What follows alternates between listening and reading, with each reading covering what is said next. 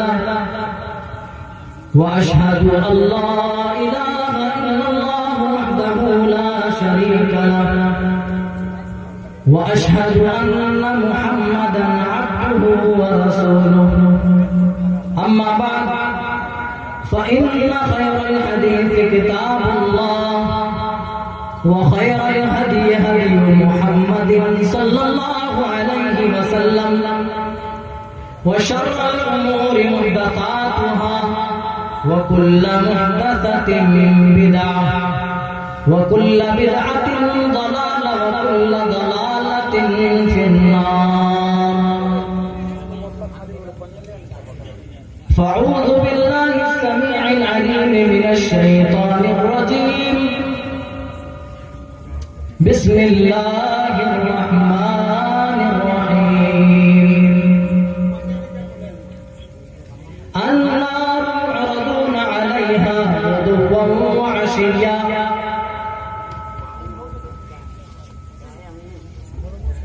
قال النبي صلى الله تعالى عليه وسلم اکثروا ذکر هذه اللذات يعني الموت.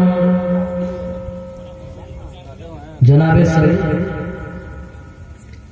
اسٹیج پر جلوہ افروز معزز و مکرم علماء کرام، دینی ملی بھائی، نوجوانوں، پردہ نشین اسلامی خواتین، مائیں اور بہن، ساؤنڈ تھوڑا کم کر دیجئے، یہ صحیح، لیکن بیچ میں جو سیٹی جیسی آواز آ رہی ہے یہ زیادہ ڈسٹرب کر رہی ہے، اس کو تھوڑا کنٹرول کریں. مائک آپریٹر سے گزارش ہے آپ کنٹرول کریں. اللہ کا ہمارے اوپر بڑا کرم ہے کہ اس نے ہمیں انسان بنایا اور دنیا کے اندر زندگی گزارنے کے طریقے و اسلوب بتائے. اس کے لیے اللہ رب العالمین نے انبیاء کا سلسلہ جاری کیا، انہیں کتابیں دے کر کے ہم تک دین اسلام پہنچایا. اس کے بعد ہم مکمل طور پر انسان بن سکے. اس پر اللہ رب العالمین کی اگر پوری زندگی ہم شکریہ ادا کریں تو پوری زندگی سجدے میں رہ کر عبادتوں میں گزار کر کے بھی اللہ تعالیٰ کا شکریہ ادا نہیں کر سکتے. تمام انبیاء کرام پر درود و سلام کے پھول نچھاور ہوں،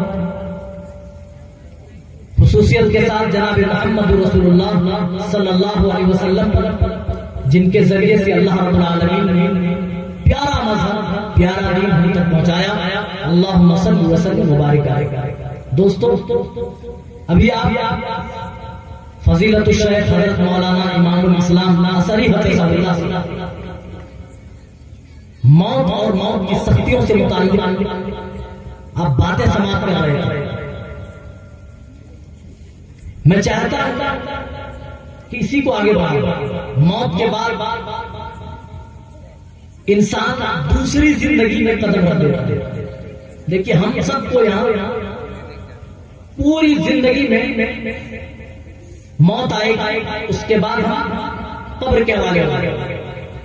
3 مرحلوں سے ہمیں گزرنا پڑے گا.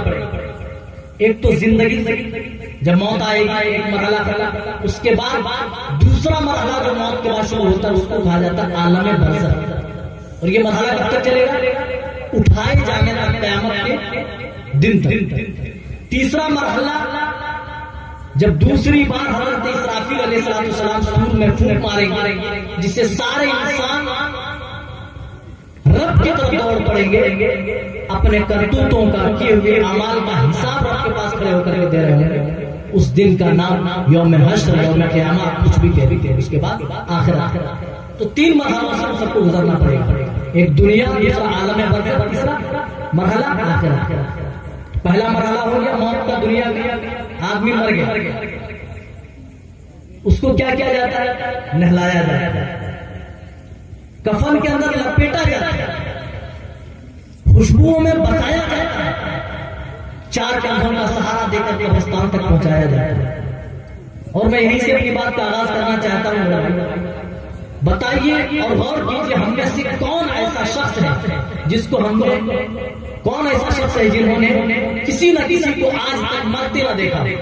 ضرور دیکھا. اپنے گھر والوں میں سے کسی، اپنے رشتہ دار والوں میں سے کسی، اپنے اعزاء و اقارب میں، اپنے دوست و احباب میں کسی نہ کسی کو تو دیکھا ہوگا کہ وہ جان فانی کے عالم سے گزر رہے، وہ موت کی سختیوں سے گزر رہے، دیکھا ہوگا۔ ہم میں سے بہت سارے بھائیوں اپنے ہاتھوں سے کئی مردے دفن کیے ہوں،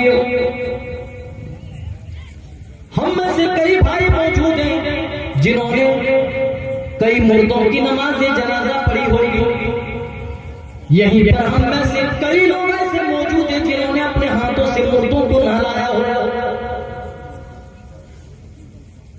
انہی لوگوں میں کچھ ایسے بھی لوگ موجود ہیں جو قبر کے اندر داخل ہو کر نیچے اتر کر میت کو قبر کے اندر اتارا ہوگا، کفن میں سنوارا ہوگا، خوشبو میں بسایا ہوگا، نماز جنازہ پڑھی ہوگی، کندھوں کا سہارا دے کر قبرستان تک پہنچایا ہوگا۔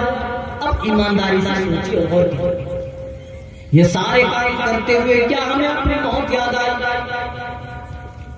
مردے کو نہلاتے ہوئے کیا ہم نے اپنی موت یاد کی؟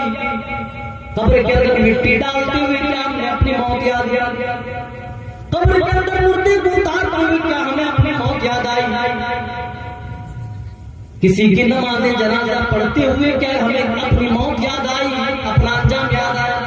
بہت کبھی لوگ ایسے ملیں گے جن کو ایسی حالت میں انہیں اپنی موت یاد آئی ہوگی، اپنا انجام یاد آیا ہوگا۔ میرے بھائیوں، ہم میں سے اکثر کے یہی حال ہے، ہم بھی قبرستان جاتے ہیں، اپنے کندھوں کا سہارا دے کر مردے کو قبرستان پہنچاتے ہیں۔ قبرستان عبرت کی جگہ ہے، اللہ کے رسول صلی اللہ علیہ وسلم نے قبروں کی زیارت کرنے کا حکم دیا، کس لیے؟ فَإِنَّهَا تُذَكِّرُ الْآخِرَةَ، کیونکہ قبروں کو دیکھنے سے، قبرستان جانے سے آخرت یاد آتا ہے، اپنا انجام یاد آتا ہے۔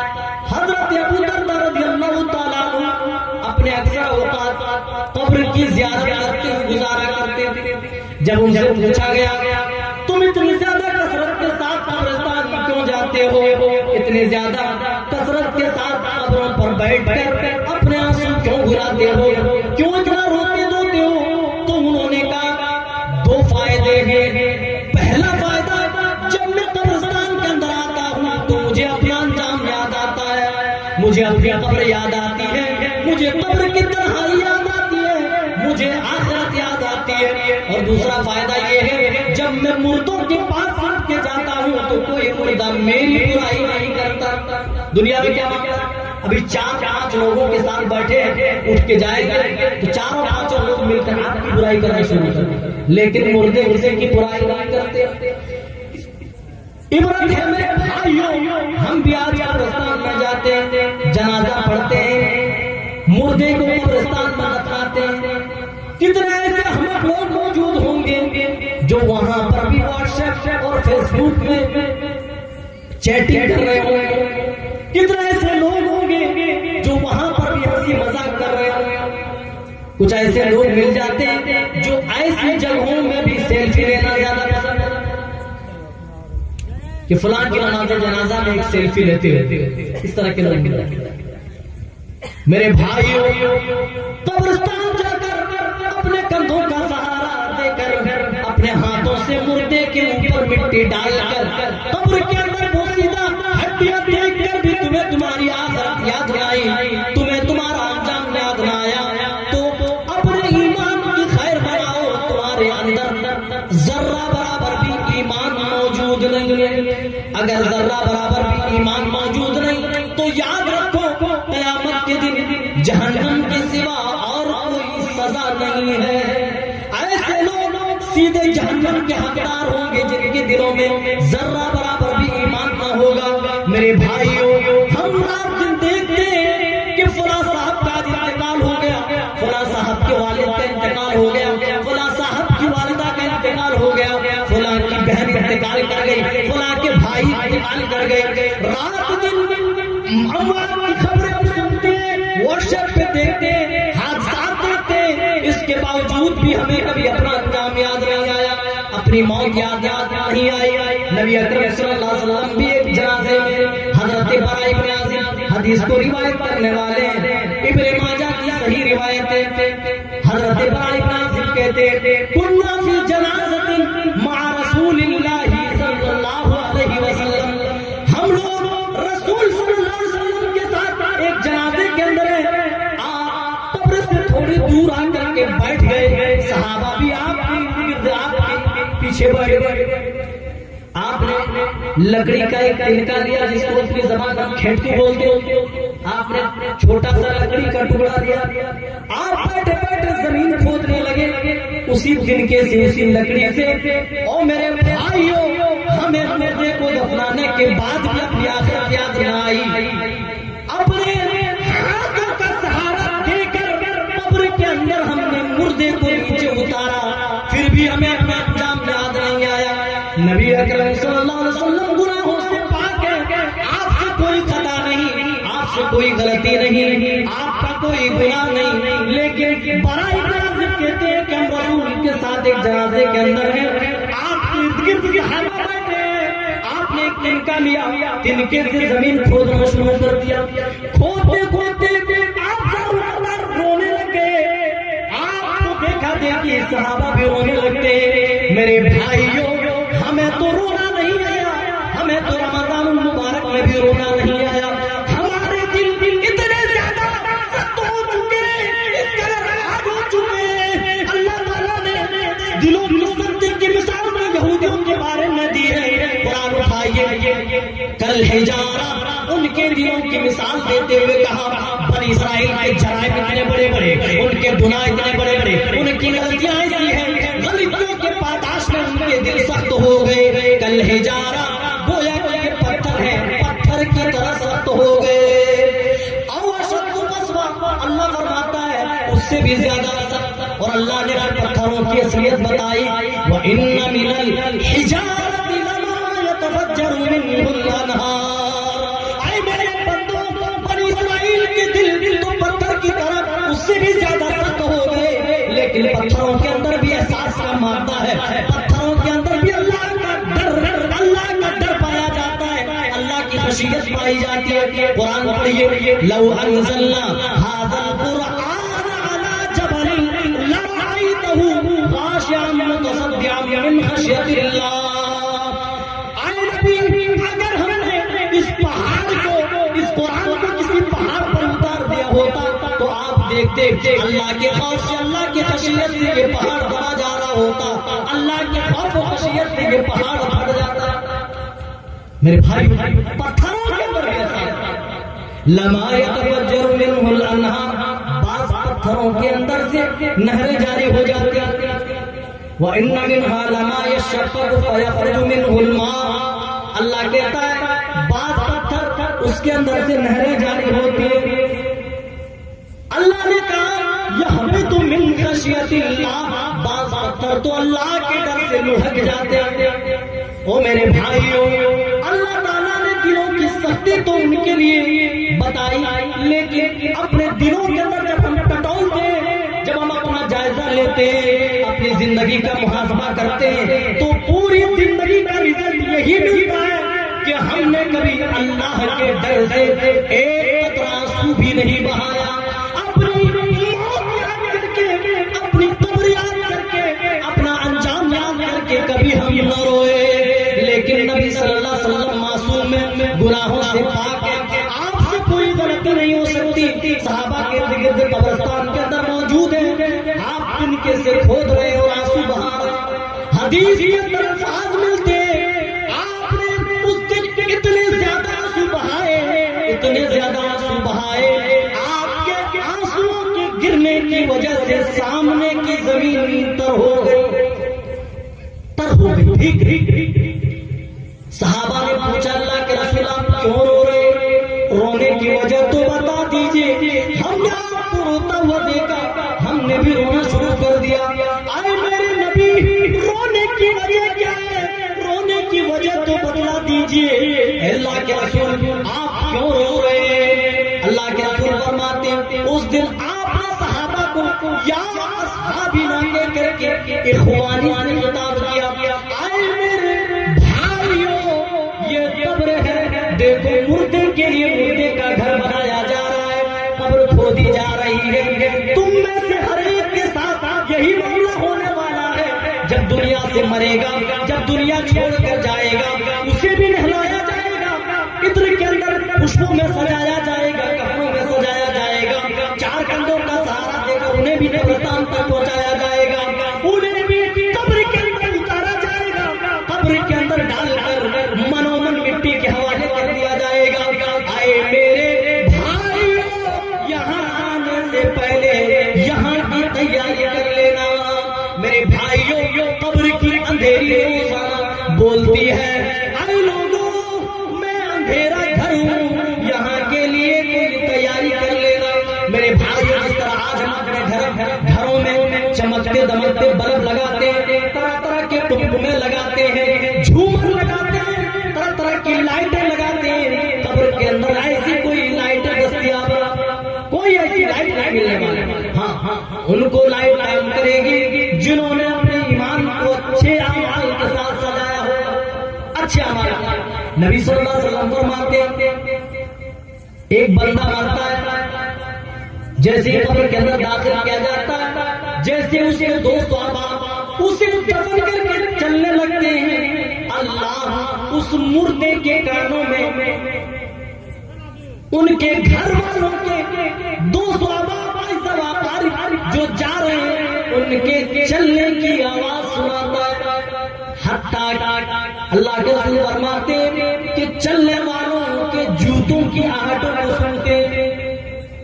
حدیث میں بتایا ہے کہ جوتوں کی آہٹوں کو احساس دلا دیا جاتا ہے، اے میرے بندے دیکھ لو جن چیزوں کی خاطر تم نے اپنی آخرت تباہ کی، اپنی قبر کی زندگی تم نے خراب کی، دیکھ لو وہی لوگ ہیں جو تمہیں تمہارے اعمال کے حوالے کر کے منو مٹی کے نیچے دبا کر تمہیں جا رہے ہیں، تمہیں چھوڑے چلے جا رہے ہیں۔ اور ہوتا بھی یہی ہے، جن کے لیے ایک آدمی پوری اپنی زندگی کھپا دیتا ہے، حلال حرام میں تمیز نہیں کرتا، وہی اولادیں اپنے ماں باپ کے لیے کچھ دن تک تو دعائیں کرتے ہیں اور اس کے بعد سارے کے سارے لوگ بھول جاتے ہیں، اور اب اولادیں اتنی زیادہ فرما بردار نہیں رہی کہ ماں باپ کے مر جانے کے بعد اولادیں ان کے حق میں دعائیں کرتے ہیں۔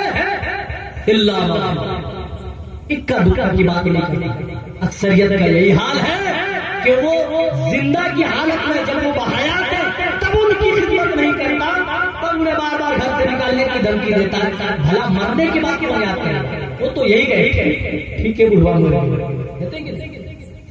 میرے بھائیوں، یہ ہر ایک کے ساتھ ہوگا، ہم مریں گے، آپ مریں گے، جب ہمارے گھر والے ہمیں دفنا کر چلے جائیں گے، اللہ کے رسول فرماتے 2 فرشتے آتے ہیں، حدیثوں کے اندر جن کا نام منکر نکیر بتایا گیا ہے، 2 فرشتے آتے ہیں اور اٹھا کر بٹھا دیتے ہیں، 3 سوالات پوچھے جاتے ہیں، من ربک، ما دینک، من نبیک، اے بندے بتا تیرا رب کون ہے، تیرا دین کیا تھا، تیرا نبی کون؟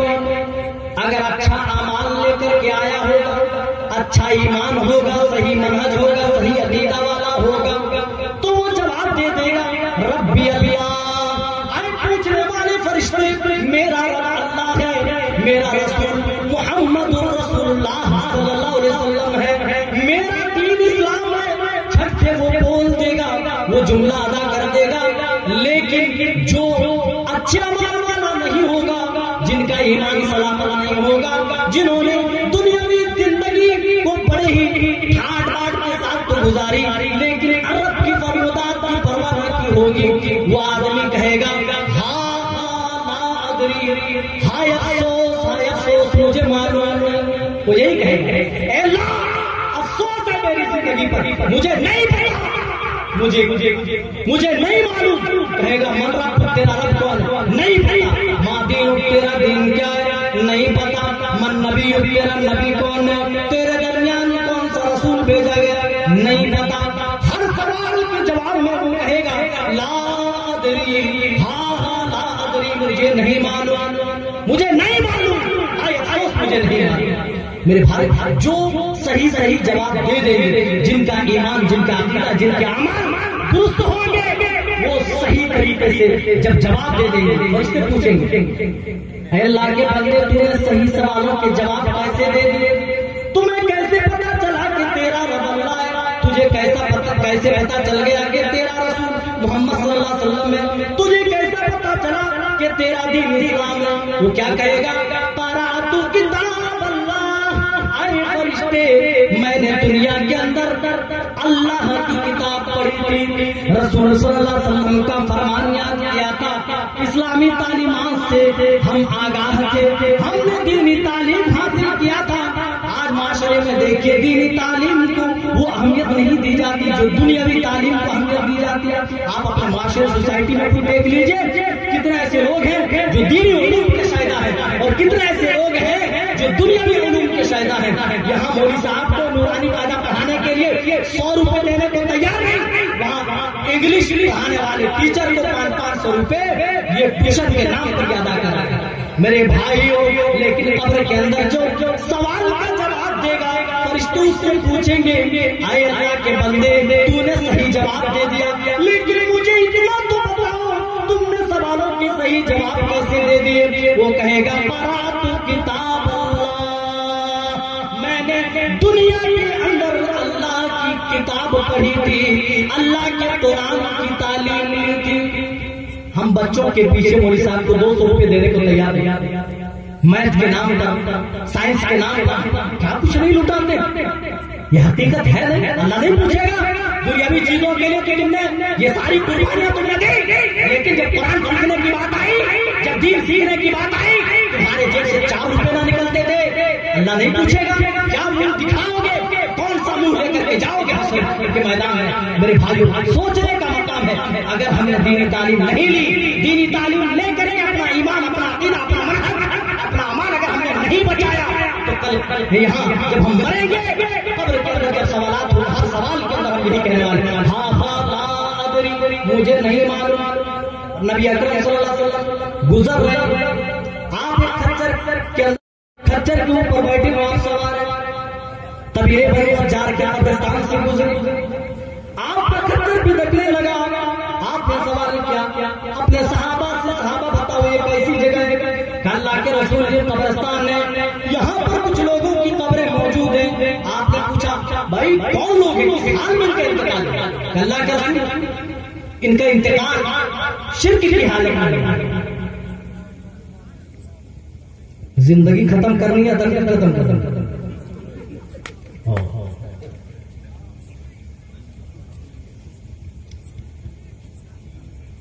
नबी अकरम सल्लल्लाहु अलैहि वसल्लम खच्चर के ऊपर बैठे और बनु नज्जार के कब्रिस्तान से जैसे ही आपका गुजर हुआ, खच्चर जोर से देखने लगे।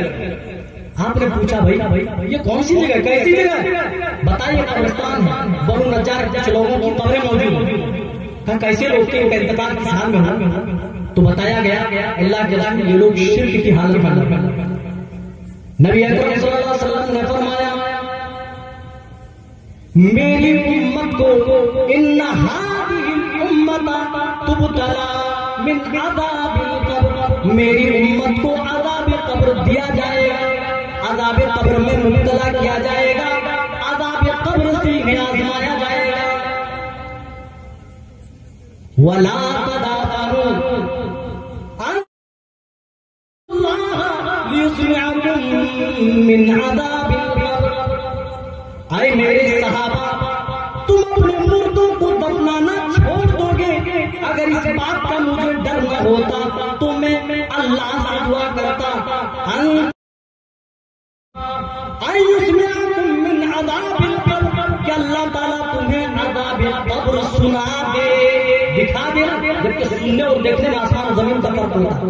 आदमी जो बोलते नया जावे जज्बा घर बैठी पेड़ में, बहुत सारे लोग बोल रहे हो ये है सिखना जब कहे जाए, बोलते हैं कि नहीं?